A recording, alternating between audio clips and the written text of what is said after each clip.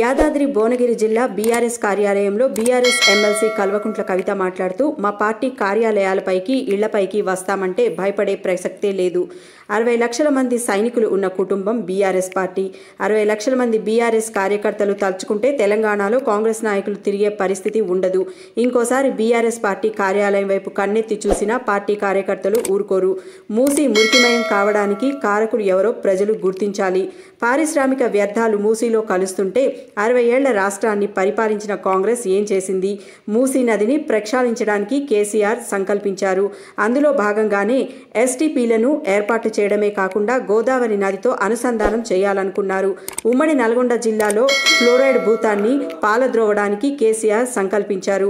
అందులో భాగంగానే మిషన్ భగీరథ పథకం కింద ఇంటింటికి తాగునీరు సరఫరా చేశారు.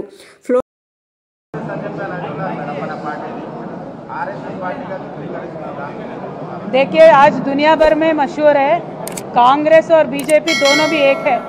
एक पार्टी फेक है तो दूसरा पार्टी डीप फेक है. सब जानते हैं तेलंगाना में कांग्रेस बीजेपी एक है. हम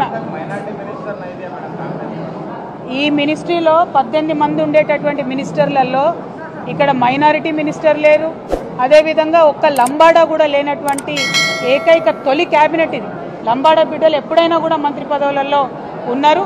మరి ఆ లంబాడా బిడ్డకు అవకాశం ఇవ్వలేదు, మైనారిటీకి మినిస్ట్రీలో అవకాశం ఇవ్వలేదు. కాబట్టే మేము